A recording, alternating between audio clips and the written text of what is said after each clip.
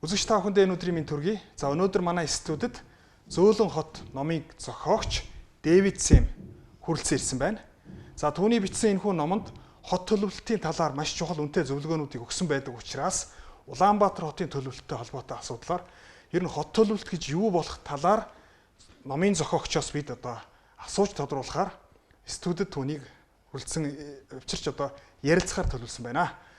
Thank you so much. Ноён Дэвид таныг манай студид хүрэлцэн ирж ярилцлага өгч байгаа талархаж байна. Юун түрүүн та манай үзэгчид өөрийгөө танилцуулна уу? Okay, my name is David Sim. Намайг Дэвид Сэм гэдэг хот төлөвлөлтийн мэргэжилтэй. Би Шотланд гаралтайч Дайн болон Швед улсуудад олон жил ажиллаж амьдарсан. Тухайлбал миний хувьд Копенгаген хотноо Дайнын алдарт архитектор Ян Гээлтэй олон жил хамтран ажиллаж иргэндээ ээлтэй хот гэж юу болохыг судалж үүнийхээ төлөө олон жил ажилласан. Одоо би Швед улсад өөрийн хувийн компани ажиллаж байна. Зөөлөн хот байна гэдэг яг юу гэсэн үг вэ? Зөөлөн хот гэдэг ойлголт яг юуг илэрхийлдэг вэ? Тэгэхээр зөөлөн хот гэдэг ойлголт их сонин содон байж магадгүй. Бид асфальт, чулуу, цементээр хүрээлэгдсэн хотыг бид хатуу хот гэж ойлгодог. Гэтэл хүний бие гэдэг өөрөө их зөөлөн зүйл юм. Хүн бол мэдрэмжээрээ юмыг мэдэрдэг. Жишээ нь сонсох, үнэрлэх, харах, хүртэх гээд альва зүйлийг бид өөрсдийн мэдрэмжээрээ мэдэрдэг шүү дээ. Тэгэхээр хүн нийгмийн харилцаанд эдгээр мэдрэмжүүдээрээ дамжуулж оролцдог. Хүн мөн л эдгээр мэдрэмжүүдээрээ дамжуулж хотод оролцдог. Тийм болохоор зөөлөн хот гэдэг ойлголт эндээс гарсан ойлголт гэж ойлгож болно. Your book have been translated. Та энэ зөөлөн хот гэдэг номыг яагаад бичих болсон юм бэ? Well, I've been very surprised.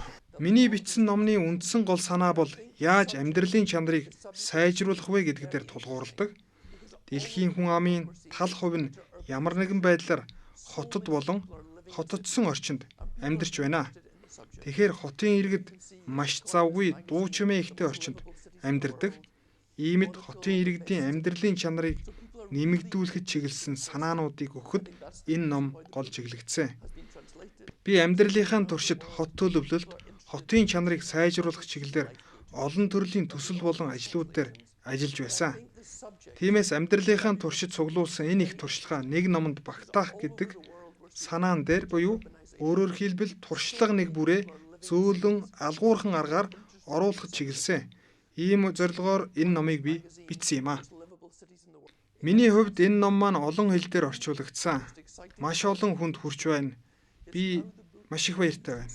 Энэ байдал ч намайг гайхшруулж байна. Зөөлөн хот гэдэг ойлголт маань олон хүний сонирхлыг татах үс нэршил байгаатай л холбоотой болов уу гэж бодож байна. Дэлхийд даяар хотчлолтын процесс маш идэвхтэй явж байгаа энэ цаг үед хүмүүс зөөлөн хотыг маш их сонирхож байна гэж би хувьдаа ойлгож байна. Тэгэхээр зөөлөн хот буюу Soft City гэдэг нэр томьёо өөрөө их сонирхолтой сэдэв болоод байна.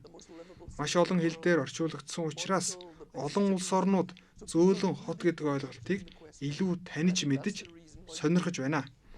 Түүнчлэн энэ номыг сургуулиудад ашиглаж байна. Ялангуяа 12 жилийн сургуулиудад идэвхтэй ашиглаж байна. Багш нар энэ номонд байгаа агуулга хүүхдүүдэд хүрэхэд маш чухал юм а гэдгийг ойлгож сургалтад хүртэл нэвтрүүлээд эхэлсэн байна. Тэгэхээр хотын өнгө үзэмж дизайны ач холбогдол юунд оршдог вэ? Хотын өнгө үзэмж гэхээр том өндөр шилэн барилгаар төсөөлдгөө. Гэхдээ бодит байдал дээр хотын өнгө үзэмж гэдэг бол хотын иргэдийн өдөр тутмын амьдрал гэж ойлгох ёстой. Хамгийн наазахын нэг жишээг дурдъя л да. Жишээ нь автобус хүлээх, хүүхдүүд тоглох, зам гарах, хогоо хаях гэд энэ болгон дээр хотын дизайн гэдэг маш чухал үүргийг гүйцэтгэх ёстой. Том архитектур, өндөр байшин барилга чухал биш. Хүмүүсийн амьдралд өдөр тутам тохиолдож буй тэр орчныг л таатай болгох нь бол хамгийн гол чухал зүйл юм а. Сүүлийн жилүүдэд дэлхийн нийтээрээ л байгаль орчинд ээлтэй хот, ногоон хот, эко хот гэдэг ойлголтыг идэвхтэй ярьж ийм хот байгуулахыг зорж байна. Тэгэхээр ийм хотыг бий болгохын тулд яг юу шаардлагатай вэ? Зөв оновчтой төлөвлөлт, төлөвлөгөө юу? Эсвэл хөрөнгө санхүүгийн боломж олцоо юу? Тэгэхээр ийм хотыг байгуулахад маш олон зүйл нэг дор багтсан байх ёстой гэж ойлгох ёстой. Хүрээлэн буй орчны тогтвортой байдал, эдийн засгийн тогтвортой байдал гээд энэ болгоныг багтааж бодох шаардлага үүснэ. Дээрээс нь уур амьсгалын өөрчлөлттэй холбоотой асуудлыг тусгаж өгөх хүртэл хэрэгцээ шаардлага гарч байна. Жишээлбэл Монголын нөхцөлд цаг агаарын нөхцөл байдлыг тооцох ёстой. Монголд цаг агаарын нөхцөл байдал маш чухал үүрэг гүйцэтгэдэг. Тэгэхээр хотынхоо иргэдийн амьдралыгч цаг уурын нөхцөл байдлаач аль алийг бодох шаардлага хэрэгцээ гарч байна гэсэн үг. Монголчуудын онцлог нүүдэлчин соёлыг агуулсан байдал, монголчуудын урт удаан үргэлжилдэг өвөлтөө хэрхэн яаж дасан зогсож амьдрах вэ гэдэг талаас нь хүртэл хот төлөвлөлтийг бид хийх шаардлагатай. Нөгөө талаасаа эдийн засгийн хувьд хотын иргэд яаж мөнгө олохын, ямар ажил эрхлэхийн, юуны төлөө хотод амьдарч ухын энэ болгоныг бүгдийг хамтд нь бодож тооцоолж, төсвөлж, төлөвлөж, зохион байгуулах шаардлага хэрэгцээтэй гэж ойлгох ёстой. Та Монгол улсад анх удаага ирж байгаа юм байна. Тэгэхээр танд Монголын талаар болон Улаанбаатар хотын талаар төрсэн анхны сэтгэл чинь юу байсан бэ? The first thing is this big landscape. Тийм ээ, би анх удаа Монголд ирж байна. Маш том цэлгэр уудам газар нутаг, хөх тэнгэр гээд надад маш их гүн сэтгэл төрүүлсэн зүйлс олон байна. Нөгөө нэг надад маш их гүн сэтгэл төрүүлсэн зүйл бол юу гэж? Монголчууд маш их илгэмсэг сайхан хүмүүс юм. Энэ нь маш цөөн хүн амтай, том газар нутагтай улсын онцлогч байж болох юм. Хотын тухайд олон сайн жишээ татгаар зүйл анзаарагдлаа. Гэхдээ сэтгэлд гонсойлгосон сар зүйлс ч бас байна.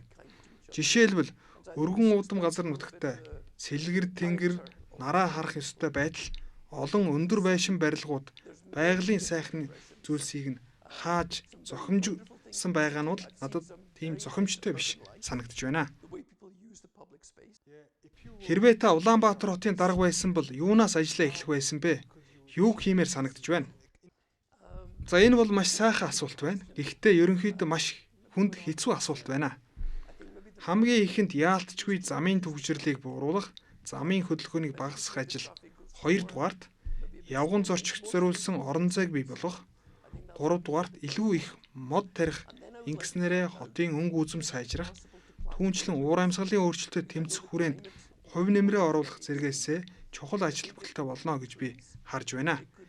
Нэмээд хэлэхэд хэрвээ би хотын дарга байсан бол том төслүүд хийж хэрэгжүүлэхээс илүүтэй жижиг төслүүдийг хийж хэрэгжүүлэхэд анхаарах байсан. Яагаад гэвэл жижиг төслүүд илүү хурдан үр дүнд хүрдэг, ийм байдал бол ажиглагддаг. Түүнээс гадна төслүүдийг давтамжтай хийж хэрэгжүүлэх нь буюу тогтвортой байдал бол маш үр дүнтэй, эерэг нөлөө авчирдаг зүйлээ гэж би харддаг.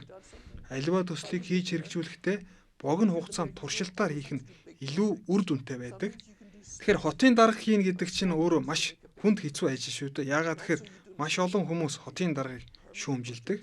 Тэгэхээр тодорхой төслүүдийг туршиж үзээд болохоор байна уу, болохооргүй байна уу гэдгийг тодорхой болгочоод дараагийнх руугаа орох нь за ингэж ажиллах, ийм байдлаар ажиллах нь бол илүү үр дүнтэй, цаг хэмнэсэн чухал ийм хотын даргын ажлын маневра гэж би харж байна. Таны номыг уншихыг хүсэж байгаа уншигчид хандаж та юу гэж хэлэх вэ? Тухайлбал миний номны гол 2 юм уу 3 санаа үүн дээр төвлөрч байгаа гэвэл яг юуг нэрлэж чадах вэ? Энэ ном бол 3 гол сэдвийг хөндөж байгаа. Нэгдүгээрт living locally буюу өөрийнхөө амьдарч байгаа газраас 15-аас 20 минутын дотор өөрийн авах ёстой үйлчилгээгээ бүрэн авч чаддаг байх явдал. Энэ нь илүү цогц, компакт хотыг бүрдүүлдэг юм а. Хоёрдугаарт нэвтрэх байдал. Тухайлбал та нийтийн үйлчилгээ, нийтийн орон зай руу хэр хурдан нэвтэрч чадаж байна вэ гэдэг асуудал. Жишээ нь нийтийн тээврийн үйлчилгээнд хэр хурдан та гэрээсээ хүрч чадаж байна? Нэг ёсондоо зорчих хөдөлгөөний холбоос хоорондын цэг нэвтрэх байдлыг сайжруулах явдал юм. Харин энэ номны 3 дахь гол сэдэв бол цаг агаарта дасан зогсох явдал юм. Тухайлбал ялангуяа Монгол шиг эрс тис уур амьсгалтай улсад хэрхэн бичил уур амьсгалыг хийж төлөвлөлтөө хийх вэ гэдэг асуудал тавигддаг юм а. эдгээр 3 гол санааг энэ номонд голчлон тусгаж өгсөн байгаа. Тэгэхээр хүмүүс яагаад хотыг зорьдог юм бэ? Хот шинээр ирж байгаа иргэддээ ямар үйлчлэгийг үзүүлэх ёстой гэж та хардаг вэ? Хүмүүс том хотыг эсвэл альва нэгэн хотыг яагаад зорьдог вэ гэхээр хүмүүс боломж хайж л хотыг зорьдог юм аа. Гэхдээ хүмүүс боломжийг эрэлхийлж хот руу ирдэгч тэд ямар нэгэн зүйлээ золиослоод юм уу хаяад хот руу ирдэг юм аа. Жишээ нь байгальтайгаа ойрхон байх нөхцлөөсөө холддогч гэдэг юм уу? Олон зүйлийг бид нэрлэж болно. Тухайлбал эрүүл цэвэр агаар, эрүүл амьдралын хэв маяг гэд олон зүйлээ хүн үлдээгээд хотод ирдэг. Жишээ нь монголчуудын тухайд миний нэг анзаарсан зүйл юу гэхээр монголчууд ялангуяа хөдөөний хүмүүс холын хараа маш сайтай байдаг. Хүмүүс хөдөө нутагт холоос малаа ажигладагч гэдэг юм уу алсыг ажиглаж хардаг учраас хүний нүдний хараа маш сайн байдаг. Харин өндөр байшингуудтай хотын орчинд буюу барилга байгууламж ихтэй хотын нэгтаршил ихтэй орчинд хүн замун түнчлэн компьютер болон дэлгэцийн байн хамааралтай байдлаас шалтгаалаад хүний нүдний харааны чанар мууддаг. Тиймд бид байгальд амьдардаг амьдралынхаа чанарыг яаж аль болох хотын орчноос авах вэ гэдэг дээр бодох хэрэг гарч байна. Жишээлбэл Монголд хөдөө нутагт бие биендээ илүү их итгэлцэл өндөртэй амьдардаг. Тухайлбал хөдөө айлд яваад очиход Монгол гэр хаалга цоojгүй байх жишээний энэ бол маш том итгэлцэл байгааг харуулж байна. Хүн амьдралынхаа чанараа дээшлүүлэх, боловсрол, эрүүл мэндгээд маш олон зүйлийн төлөө хотод ирдэг. Гэхдээ энэ болгоныг хот хангахаасаа гадна чанартай амьдрал, эрүүл, аюулгүй орчин гэд олон зүйлийг цогцоор нь бий болгох ёстой. Та Скандинавын орнуудад олон жил амьдарч байжээ. Монгол болон эдгээр улс орнуудын хоорондын ижил төстэй болон ялгаатай зүйл танд яаж ажиглагдав? Тухайлбал цаг уур, хүн амын тоо, газар зүйн онцлог гэд олон зүйлийг та нэрлэж болох байхаа. Монгол бол өргөн уудам газар нутагтай, маш үдсгэлэнтэй байгальтай, тэгсэн хэрнээ эрс тис уур амьсгалтай улс орон. Тиймээс ийм нөхцөл байдлаас шалтгаалж монголчууд нэг нь нөгөөгөө дэмжиж хамтран туслах байдал байгалаасаа шингэсэн гэж би харж байна. Скандинавын улс орнуудын хувьд цаг агаарын онцлог, байгалийн онцлог гэд Монголтой их төстэй зүйлүүд олон байгаа. За ялгаатай зүйлүүдийн тухайд Скандинавын улс орнуудын байшин, барилга, өнгө, дизайн, архитектурын хувьд бол илүү өнгө үзэмжтэй байдаг. За яагаад тэгэхээр эдгээр улс орнууд энэ байдал дээр маш их ач холбогдол өгдөг юм аа. Монголчуудыг түүхэн талаас нь авч үзэх юм бол илүү барилгагдсан, хотцсон орчноос илүүтэйгээр нүүдэлчин гэрт амьдардаг ч юм уу илүү эрх чөлөөтэй орчин нөхцөлд амьдарч ирсэн түүхтэй. Улаанбаатар хотын нөхцөл байдлыг харахаар социализмын үеийн архитектур эсвэл Америк хэв шинжийн агуулсан шилэн өндөр барилгууд харагдаж байна. Яг Монгол хэв маягийг агуулсан шингээсэн архитектур одоогоор маш дутагдaltaй байна. Тэгэхээр Монголын хувьд зөөлөн хотыг агуулж болох ямар санаа байж болох вэ гэдэг дээр санаагаа бид уралдуулах ёстой. Жишээ нь өргөн уудам газар нутгаа хаасан, бие биенийхээ цонхыг хаасан байшин барилга, архитектурыг барихгүй байх, хүн хоорондын харилцааг бий болгосон орчныг бүрдүүлэх, энэ тал дээр анхаарч ажиллах ёстой гэж би бодож байна. Би ч гэсэн өөрийн мэрэгжил нэгтэй хүмүүстэй энэ чиглэлээр санал бодлоо солилцож хамтран ажиллахыг зорж байна.